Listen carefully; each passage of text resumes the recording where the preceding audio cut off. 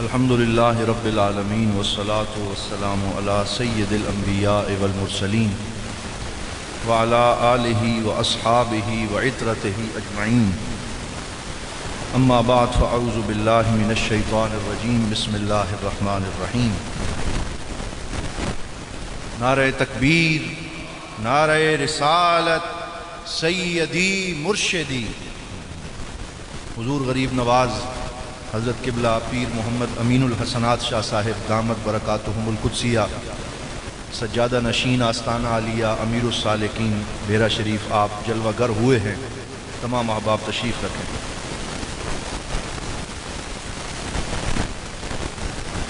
قال اللہ تبارک و تعالی فی القرآن المجید والفرقان الحمید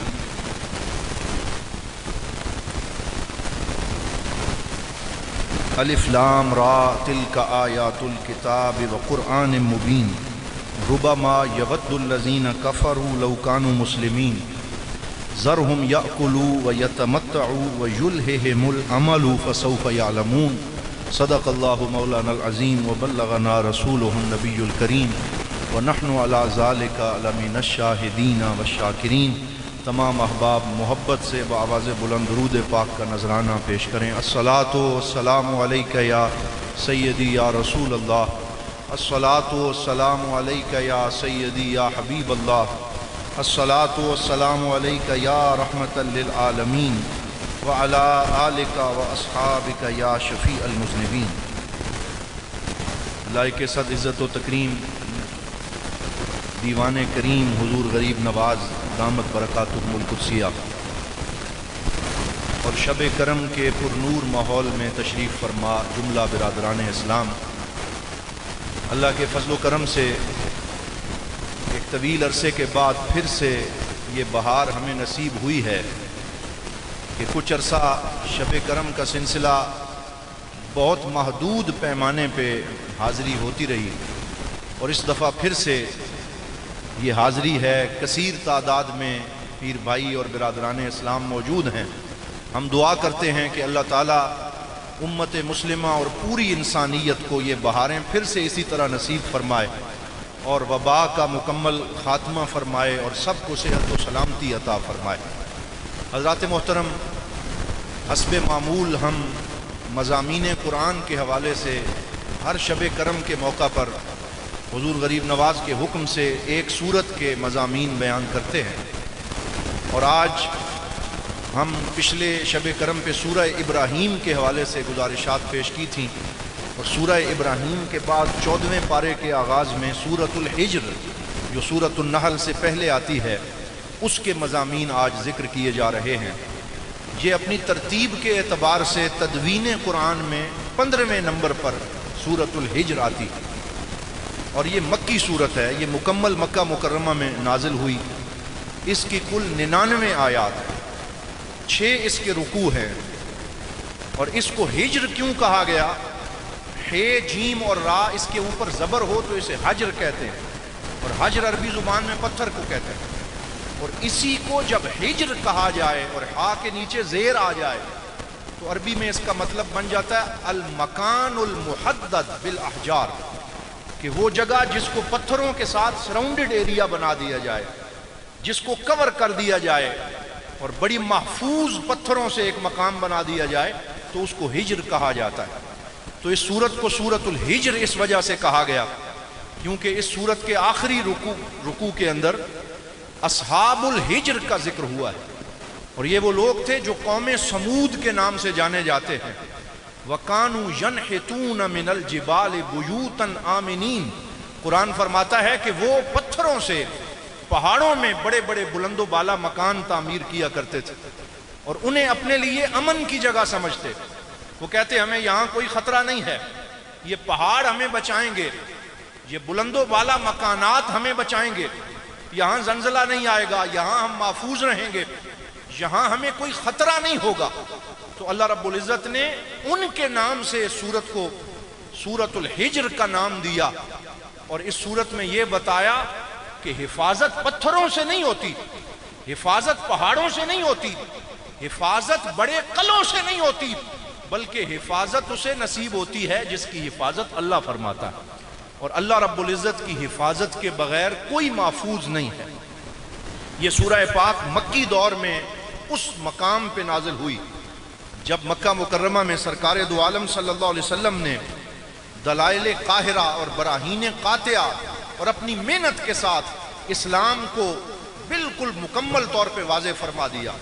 کفار کے لیے کوئی حیل و حجت کا مقام باقی نہ رہا اور قیل و قال کی کوئی گنجائش باقی نہ رہی، لیکن اس کے باوجود ان میں سے اکثر لوگ ہٹ درمی پہ اڑ گئے اور انہوں نے اسلام لانے سے اپنے آپ کو روک لیا۔ بلکہ کچھ بدبخت ایسے بھی تھے جو یہ کہتے تھے کہ اگر آپ ہمیں آسمانوں کے اوپر بھی لے جائیں، سیڑھی لگائیں، اوپر لے جائیں، پھر بھی ہم ایمان نہیں لائیں گے۔ تو اس وقت سورۃ الحجر کو اللہ تعالیٰ نے نازل فرمایا اور اپنے پاک نبی صلی اللہ علیہ وسلم کے ذریعے سے ان کفار کو یہ بتایا کہ اب تو تم کو برباد کیا جائے گا جیسے قوم سمود اور اصحاب ہجر کو عذاب نازل کر کے تباہ کر دیا گیا۔ تو یہ اس سورت کا شان نزول ہے، اور اس کا مرکزی عنوان ہم ہر دفعہ بیان کرتے ہیں، تو آپ نے یاد رکھنا ہے کہ سورۃ الحجر کا مرکزی عنوان یہ ہے کہ اس میں بار بار ایک چیز پہ زور دیا گیا ہے جو شروع میں نے بیان کی ہے کہ دین محفوظ ہے اور حفاظت کرنے والا اللہ کی ذات ہے، اور اللہ رب العزت نے اپنے پاک نبی صلی اللہ علیہ وسلم سے یہ وعدہ فرمایا ہے کہ دین محفوظ ہے، اور اللہ تعالیٰ نے فرمایا جب ہم حفاظت کا ذمہ لیے ہوئے ہیں تو آپ پریشانی نہ کریں، دعوت کے عمل کو جاری رکھیں، اطاعت اور بندگی کو جاری رکھیں، اللہ تعالیٰ آپ کی حفاظت فرمانے والا ہے۔ اور قیامت تک کے لیے اس مفہوم کو بیان کر دیا گیا، اور اسی بات کو پہلی آیت میں بھی بیان کیا اور سورت کی آخری آیت میں بھی بیان کیا۔ پہلی آیت میں ارشاد فرمایا ربما یود الذین کفروا لو کانوا مسلمین، کہ یہ کافر جو آج آپ کی بات نہیں مانتے، ایک وقت وہ آنے والا ہے کہ یہ بھی ان قریب اس بات کی تمنا کریں گے کاش یہ بھی مسلمان ہوتے۔ جب ان کو وہ نعمتیں اور جنت کی بہاریں نظر آئیں گی تو پھر یہ کہیں گے کاش ہم بھی مسلمان ہوتے، کاش ہم نے بھی کلمہ پڑھ کے مصطفیٰ کریم کی غلامی کا پٹا اپنی گردن میں ڈال لیا ہوتا، یہ تمنا کریں گے۔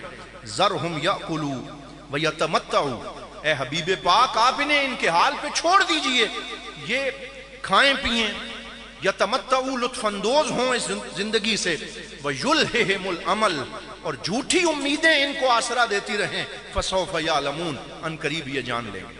اور اس سورت کی آخری آیت میں بھی اسی مضمون کو دہرایا وَلَقَدْ نَعْلَمُ أَنَّكَ يَضِيقُ صَدْرُكَ بِمَا يَقُولُونَ، اے نبی پاک ہم جانتے ہیں، سارے کہہ دیجئے صلی اللہ علیہ وآلہ وسلم، ہم جانتے ہیں کہ آپ کے قلب اطہر کو بڑی تنگی محسوس ہوتی ہے ان کی باتیں سن سن کے۔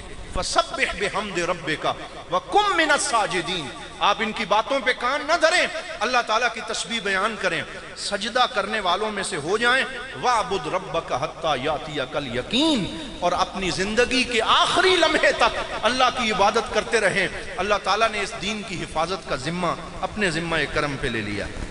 اب ذرا توجہ فرمائیں کن کن چیزوں کی حفاظت کا سورۃ الحجر میں بیان کیا گیا۔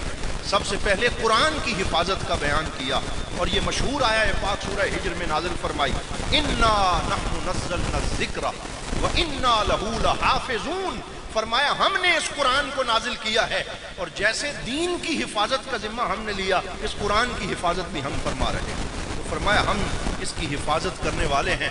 لا یأتیہ الباطل من بین یدیہ ولا من خلفہ، اس دین اور قرآن میں باطل داخل نہیں ہو سکتا، کوئی غلط شے اس میں نہ آگے سے آ سکتی ہے نہ پیچھے سے آ سکتی، قرآن محفوظ ہے۔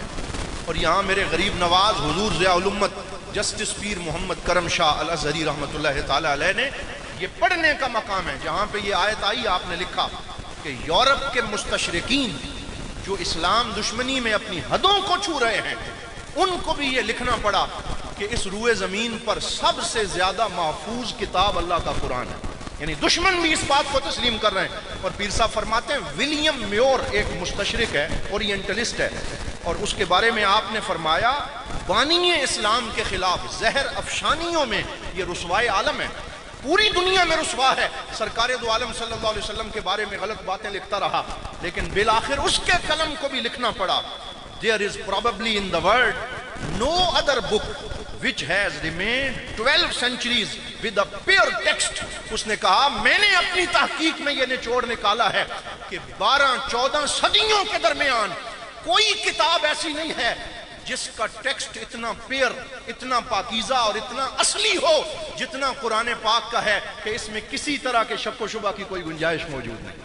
یعنی اس مستشرق کا قلم بھی لکھ گیا کہ قرآن پاک جو ہے اس میں کوئی رد و بدل نہیں ہے اور اس کی زیر و زبر اور اس کے تمام معانی محفوظ ہیں. تو ایک تو یہ بات بیان ہوئی کہ قرآن محفوظ ہے.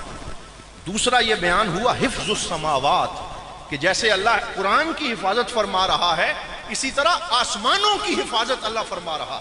وہاں سے تم پہ حملہ نہیں ہوتا، تم چین کی نیند سوتے ہو، تمہیں کوئی تھریٹ اور خطرہ نہیں ہوتا. تو آسمانوں کی حفاظت کرنے والا کون ہے؟ فرمایا وَلَقَدْ جَعَلْنَا فِي السَّمَاءِ بُرُوجًا وَزَيَّنَّاهَا لِلنَّاظِرِينَ. ہم نے آسمانوں میں برج بنائے، ستارے بنائے اور ان کو دیکھنے والوں کے لیے بڑا خوبصورت اور آراستہ کر دیا. اور آگے فرمایا وَحَفِظْنَاهَا مِن كُلِّ شَيْطَانٍ الرَّجِيمٍ. اور ہم نے جیسے قرآن کی حفاظت فرمائی ویسے ہم نے آسمانوں کے نظام کی حفاظت فرمائی. کوئی شیطان داخل نہیں ہو سکتا، کوئی جن داخل نہیں ہو سکتا. إِلَّا مَنِ اسْتَرَقَ السَّمْعَ فَأَتْبَعَهُ شِهَابٌ مُبِينٌ. اگر کوئی چوری چھپے کچھ سننا چاہے تو فرمایا اسے شہاب ثاقب اور ستارے اس کے اوپر پڑتے ہیں اور اسے جلا ڈالتے ہیں، اور کوئی آدمی وہاں داخل ہونے کی مجال نہیں رکھتا. جسے ہم داخل کرنا چاہیں اسے معراج کی رات عرشوں کا مہمان بنا کے بلا لیتے، تو اس کے علاوہ کوئی وہاں پہ آ سکتا نہیں ہے. تو آسمانوں کی حفاظت کی بات کی. حضور ضیاء الامت رحمۃ اللہ تعالی علیہ آپ کی تفسیر کا یہ خاصہ ہے کہ آپ صرف دینی پرسپیکٹو بیان نہیں کرتے بلکہ اس کے ساتھ ساتھ سائنسی پوائنٹ آف ویو بھی دیتے ہیں. جہاں پہ شہاب مبین اور شہاب ثاقب کی بات آئی تو حضور ضیاء الامت رحمۃ اللہ تعالی علیہ نے لکھا کہ سائنسدان کئی صدیوں تک یہ کہتے رہے کہ یہ شہاب ثاقب کچھ نہیں ہوتے اور آسمان سے کوئی آگ نہیں گرتی. ان کی سائنس یہ کہتی رہی کہ یہ آسمان پہ کبھی کبھی جو آگ کے شعلے نظر آتے ہیں یہ زمین سے اٹھنے والی گیسز سے پیدا ہوتے ہیں اور آسمان سے نازل نہیں ہوتے. تو حضور ضیاء الامت فرماتے ہیں انسائکلوپیڈیا آف برٹانیکا جو ان کا بہت مشہور انسائکلوپیڈیا ہے، اس میں آخر ان کو 1803 میں یہ لکھنا پڑا جب پیرس میں گرین لینڈ نامی ایک جگہ ہے پیرس میں، وہاں پہ 3000 شہاب ثاقب کا میںہ برسا اور آسمان سے شہاب ثاقب پتھروں کی شکل میں جلتے ہوئے نیچے گرے، جن میں 36 ٹن کا ایک شہاب ثاقب کا ٹکڑا آج بھی پیرس کے ایک سائنسی میوزیم کے اندر موجود ہے. پھر ان کو ماننا پڑا کہ قرآن سچ ہے اور قرآن میں جن سے شہاب ثاقب کا ذکر ہوا ہے. سائنس بھی سر تسلیم خم کر گئی کہ قرآن بھی سچ ہے اور مصطفیٰ کا فرمان بھی سچ ہے. تو اس میں شہاب ثاقب کی حقیقت کو سائنس نے تسلیم کیا. وہیں حضور ضیاء الامت نے لکھا رحمت اللہ تعالی علیہ کہ حجر اسود سائنس نے تحقیق کی ہے کہ جیسے شہاب ثاقب وہ پیرس میں پڑے ہوئے وہ پتھر جو 36 ٹن وزنی ہیں 40 ٹن وزنی ہیں وہ اس زمین کے نہیں ہیں، وہ آسمان سے آئے. اسی طرح یہ حجر اسود بھی اس زمین کا پتھر نہیں ہے، یہ آسمان سے آیا ہے. اور جیالوجی کے جتنے سائنسدان تھے انہوں نے یہ ثابت کیا کہ ہمیں اس میں کوئی زمین کے خواص نہیں ملے. اور وہاں پہ یہ جملہ لکھا کہ the black stone of the Kaaba, the holiest of holies of Muhammadans, is no doubt a stone materiate with its strained black crust. وہ کہتا ہے انسائکلوپیڈیا میں لکھتا ہے کہ سائنسدان اور جیالوجی کے بڑے بڑے عالم انہوں نے جب حجر اسود کے خواص کا مطالعہ کیا تو وہ یہ ماننے پہ مجبور ہو گئے کہ یہ پتھر بھی اس زمین کا نہیں ہے بلکہ جنت اور آسمانوں سے آیا ہوا پتھر ہے جس کو مسلمان چومتے ہیں اور انہیں گناہوں سے پاک کر دیا جاتا ہے. تو اس کا ذکر بھی یہاں پہ کیا گیا. دو چیزوں کی حفاظت، قرآن کی حفاظت کا وعدہ، آسمانوں کی حفاظت کا وعدہ. تیسری چیز جس کی حفاظت کا وعدہ سورہ ہجر میں کیا گیا وہ زمین ہے. وَالْأَرْضَ مَدَدْنَاهَا وَأَلْقَيْنَا فِيهَا رَوَاسِيَ وَأَنبَتْنَا فِيهَا مِن كُلِّ شَيْءٍ مَوْزُونٍ کہ ہم نے زمین کو پھیلایا اور اس میں پہاڑوں کی میخیں لگا کے اس میں توازن قائم کیا اور پھر اس میں طرح طرح کی چیزوں کو اگا دیا. وَجَعَلْنَا لَكُمْ فِيهَا مَعَائِشَ اور اس زمین میں تمہارے لیے رزق کو اگا دیا. وَمَن لَسْتُمْ لَهُ بِرَازِقِينَ اور اس زمین سے ہم انہیں بھی رزق دے رہے ہیں جنہیں تم رزق نہیں دے سکتے. وہ کیڑے، وہ جانور، وہ سمندروں میں رہنے والی مچھلیاں. وَمَن لَسْتُمْ لَهُ بِرَازِقِينَ جنہیں تم رزق نہیں دے سکتے انہیں اس زمین میں اللہ تعالیٰ رزق دے رہا. تو یہاں جو ہے وہ زمین کی حفاظت کی بات فرمائی، پھر رزق کی حفاظت کی بات کی، پھر تلقیح کی بات کی. تلقیح کو انگلش میں پولرائزیشن کہتے ہیں. اور سورہ ہجر میں اللہ تعالیٰ نے فرمایا وَأَرْسَلْنَا الرِّيَاحَ لَوَاقِحَ فَأَنزَلْنَا مِنَ السَّمَاءِ مَاءً فَأَسْقَيْنَاكُمُوهُ وَمَا أَنْتُمْ لَهُ بِخَازِنِينَ. کہ اللہ تعالیٰ نے یہ ہوائیں جو تمہیں ٹھنڈی لگتی ہیں، جن سے تم لطف لیتے ہو، ان کا کام صرف بادلوں کو منتقل کرنا نہیں ہے، ان کا کام صرف بارش برسانا نہیں ہے، بلکہ فرمایا اللہ نے ان کی ایک اور ڈیوٹی لگائی. اور وہ کیا ہے کہ یہ پولرائزیشن کرتے ہیں. یہ ایک نر درخت سے اس کے اثرات اٹھا کے مادہ تک پہنچاتے ہیں، جس سے افزائش نسل کا سلسلہ آگے بڑھتا ہے. یہاں پر میں آپ کو اپنے اور آپ کے شیخ کریم کے وہ جملے سنانا چاہتا ہوں کہ آپ دیکھیں ضیاء القرآن کس بلندی پہ چمک رہی ہے، اور کیسے قرآن کے معانی اور مفاہیم کو ہمارے شیخ کریم نے کھول کھول کے پیش کر دیا. یہاں پہ آپ نے لکھا، آپ فرماتے ہیں کہ نر مادہ کا یہ نظام صرف جاندار مخلوق میں نہیں ہے، بلکہ نباتات میں بھی افزائش نسل کا یہی نظام رائج ہے. یعنی جیسے میاں بیوی سے نسل چلتی ہے، ایسے نباتات میں بھی نسل نر اور مادہ سے چلتی ہے. پھر فرمایا اللہ تعالیٰ ارشاد فرماتا سبحان الذی خلق الازواج کلھا مما تنبت الارض ومن انفسہم ومما لا یعلمون. کہ اللہ نے ازواج اور جوڑوں کا یہ نظام اپنی ہر مخلوق میں پیدا کر دیا. پھر آپ فرماتے ہیں کہ درختوں کے اور پودوں کے شگوفوں سے، نر درختوں سے مادہ تک یہ پولرائزیشن اور یہ اثرات کون منتقل کرتا ہے؟ فرمایا اگر یہ کام انسان کے ذمے پہ چھوڑ دیا جاتا تو انسان سارے کام چھوڑ کر بھی اگر یہی ڈیوٹی دیتا رہتا کہ درختوں کو آپس میں تلقی اور باردانے کا کام کرتا رہتا تو لاکھواں حصہ بھی وہ نہ کر سکتا. اللہ رب العزت نے یہ سمجھ لیا اپنے علم سے کہ انسان کی طاقت سے یہ ماورا ہے، تو اس نے اپنی قدرت کی کرم گستری سے اس کا خود اہتمام فرمایا. حضرت انسان کو خبر تک نہیں ہوتی اور اس کے باغوں میں، کھیتوں میں، چراگاہوں میں نامعلوم کہاں کہاں چپکے سے عمل تلقی جاری رہتا ہے، جس کے باعث درختوں کی ٹہنیاں خوش ذائقہ پھلوں سے لد جاتی ہیں اور جھوم جھوم کر اپنے خالق کے حضور آداب بندگی بجا لا رہی ہوتی.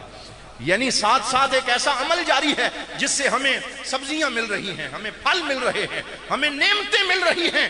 یہ کون ہے جو درختوں کی افزائش نسل کے نظام کو چلا رہا ہے؟ سورہ ہجر میں یہ نعمت یاد کروائی کہ اللہ نے ہواؤں کے ذمہ لگایا ہے، وہ افزائش نسل کا درختوں کا نظام آگے بڑھا رہی ہیں، اور تم اللہ تعالیٰ کی کس کس نعمت کو جھٹلاؤ گے، اس نعمت کا شکر بھی بجا لاؤ. تو قرآن کی حفاظت، آسمانوں کی حفاظت، رزق کی حفاظت، زمین کی حفاظت، اور پھر درختوں کا یہ عمل بیان کرنے کے ساتھ ساتھ پھر فرمایا مومنین کی حفاظت. اور اس صورت کے اندر اللہ تعالیٰ نے آیت نمبر 50 سے لے کے 60 تک جو 10 آیات ہیں ان میں یہ واقعہ بیان کیا. وہی پھر سے بار بار جسے دہرایا گیا کہ اللہ تعالیٰ نے حضرت آدم علیہ السلام کو سجدہ کرنے کا حکم دیا تو شیطان نے کہا میں تو اس سے بہتر ہوں، اور غرور اور تکبر کا اظہار کرنے لگا. تو اس وقت اللہ رب العزت نے اسے فرمایا جا تو راندہ درگاہ ہے، نکل جا، اور تو آج سے تجھے راندہ درگاہ کیا جاتا ہے. تو وہ کہنے لگا انظرنی الی یوم یبعثون، یا اللہ مجھے مہلت عطا فرما. فَإِنَّكَ مِنَ الْمُنظَرِينَ، فرمایا جا ہم تجھے مہلت دیتے ہیں. تو کہنے لگا قَالَ فَبِمَا أَغْوَيْتَنِي لَأُزَيِّنَنَّ لَهُمْ فِي الْأَرْضِ وَلَأُغْوِيَنَّهُمْ أَجْمَعِينَ. یا اللہ میں تیرے بندوں کے رستے میں تاک لگا کے بیٹھوں گا اور گناہ ان کے لیے رنگین کر کے پیش کروں گا اور ان کو بہکاؤں گا، بھٹکاؤں گا. فرمایا جیسے ہم نے قرآن کی حفاظت کی، زمین کی حفاظت کی، آسمانوں کی حفاظت کی، فرمایا ان عبادی لیس لک علیہم سلطان، جو میرے بندے ہیں ان کی حفاظت کا ذمہ بھی میں رب اپنے ذمے پہ اٹھاتا ہوں، میں اپنے بندوں کی حفاظت بھی کروں گا. یہاں حضور ضیاء الامت رحمۃ اللہ تعالی علیہ نے ترمذی شریف کے حوالے سے اس حدیث کو ذکر کیا کہ جب شیطان نے اللہ تعالیٰ سے کہا میں تیرے بندوں کو بہکاؤں گا، گناہ پہ آمادہ کروں گا، ہمارے کریم رب نے کیا فرمایا؟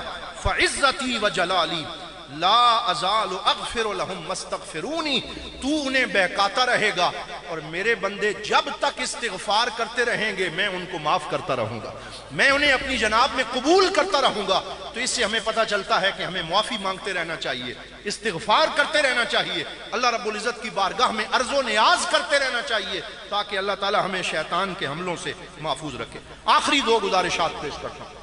سورہ ہجر میں 3 قوموں کے عذاب کا ذکر بھی ہوا، ایک قوم لوط کے عذاب کا ذکر ہوا، پھر اصحاب الحجر وہ جو قوم سمود ہیں ان کے عذاب کا ذکر ہوا، اور قوم شعیب کے عذاب کا ذکر کیا گیا کہ وہ ناپ تول میں کمی کرتے تھے، اور قوم لوط اخلاقی گراوٹ کا شکار تھے، فحاشی اور عریانی کا شکار تھے، تو ان کی ان اخلاقی برائیوں کا ذکر کیا اور عذاب کا ذکر کیا۔ یہ جو اصحاب الحجر کا جن پہ عذاب مسلط ہوا ہے، یہ اگر ہم مکہ مدینہ سے سفر کرتے ہوئے شام جائیں تو رستے میں ہجر نام کی بستی آج بھی موجود ہے، اور انٹرنیٹ پہ آپ دیکھ سکتے ہیں کیسے وہ درختوں میں اور پہاڑوں میں بڑے بڑے مکان بناتے تھے۔ تو جب حضور صلی اللہ علیہ وسلم کا غزوہ تبوک کے موقع پہ وہاں سے گزر ہوا، 30,000 صحابہ سرکار دو عالم صلی اللہ علیہ وسلم کے ساتھ تھے، تو جب ہجر کے مقام سے گزرنے لگے سرکار نے فرمایا جلدی گزرو، دوڑ کے گزرو، یہاں پہ رکنا نہیں ہے، اور روتے ہوئے گزرو۔ فرمایا یہاں سے روتے ہوئے گزرو کہ کہیں جو عذاب ان پہ آیا ہے اس کے کوئی اثرات ہمارے اوپر نہ آ جائیں۔ تو یہ فرمایا کہ جہاں عذاب والی جگہ ہو وہاں سے روتے ہوئے جلدی سے گزر جاؤ۔ حضرت عمر فاروق رضی اللہ تعالیٰ عنہ فرماتے ہیں کہ وہاں کچھ کنویں تھے جہاں سے ہم نے پانی بھر لیا، مشکیزیں بھر لیے کہ پئیں گے، کچھ پانی سے آٹا گوندا تاکہ روٹیاں بنائیں گے۔ تو سرکار دو عالم صلی اللہ علیہ وسلم کو پتہ چلا، فرمایا سارا پانی گرا دیا جائے، جو آٹا گوندا ہے اس کو نیچے گرا کے ضائع کر دیا جائے، کیونکہ یہ عذاب والا پانی ہے۔ اور ایک کنواں جہاں سے حضرت صالح علیہ السلام کی اونٹنی پانی پیتی تھی، فرمایا یہاں سے پانی بھر لو، یہ پانی استعمال کرو، اور کوئی پانی استعمال کرنے کی گنجائش نہیں ہے۔ یہاں پہ حضور ضیاء الامت رحمۃ اللہ تعالی علیہ نے استدلال کیا اور یہ جملہ لکھا کہ یہاں سے یہ عقیدہ واضح ہوتا ہے کہ نافرمانوں کے آثار اور دیار کو اللہ ناپسند کرتا ہے، لیکن ساتھ یہ بھی پتہ چلا کہ اگر نافرمانوں کے آثار کو ناپسند کرتا ہے تو جو فرما بردار اور نیک بندے ہیں ان کے آثار پہ حاضری دینے کا حکم دیتا ہے، وہاں کی برکتیں سمیٹنے کا حکم دیتا ہے۔ جہاں اللہ والے ہیں، جہاں حضور ضیاء الامت اور حضرت امیر السالکین جیسے بزرگ جلوہ فرما ہیں، جو وہاں بیٹھے گا، جو وہاں دعا کرے گا، جو وہاں شب کرم پہ آئے گا، جو بزرگوں کی زیارت کرے گا، جیسے نافرمانوں کے پاس بیٹھنے کا حکم نہیں دیا، ایسے فرما بردار بندوں کے پاس بیٹھنے اور ان کی صحبت سے اکتساب فیض کا حکم دیا گیا ہے۔ تو یہ وہ سورہ ہجر کے چند بنیادی مضامین تھے جن کا آج ہم نے ذکر کیا، جس میں اللہ تعالیٰ نے اپنی حفاظت کا وعدہ کیا اور فرمایا کہ تم اپنے کام کرتے رہو، اور آخری آیات میں فرمایا اِنَّا كَفَيْنَاكَ الْمُسْتَهْزِئِينَ، اے نبی یہ جو ٹھٹھا کرنے والے ہیں، یہ جو مذاق کرنے والے ہیں، ہم انہیں کافی ہو جائیں گے۔ اور آج بھی ہم نے ایک ہفتہ پہلے دیکھا وہ جس نے مذاق کیا، جس نے فرانس کی بلڈنگ پہ سرکاری طور پہ سرکار دو عالم صلی اللہ علیہ وسلم کے نعوذ باللہ خاکے شائع کرنے کی بری حرکت کی اور جس کے بارے میں احتجاج کیا گیا، ہم تو احتجاج کرتے رہے، لیکن اللہ تعالیٰ نے پھر اس کے منہ پہ وہ تھپڑ لگوایا ہے جو رہتی دنیا تک یاد رکھا جائے گا۔ فرمایا اِنَّا كَفَيْنَاكَ الْمُسْتَهْزِئِينَ، اے نبی جو نافرمان ہیں، جو آپ کے گستاخ ہیں، ان کے لیے ہم ہی کافی ہو جائیں گے۔ تو ہم دعا کرتے ہیں اللہ رب العزت ہمیں سرکار کی سچی غلامی عطا فرمائے اور قرآن حکیم کے ان مضامین پر غور کر کے ان پہ عمل کرنے کی توفیق عطا فرمائے۔ وآخر دعوانا ان الحمدللہ رب العالمین۔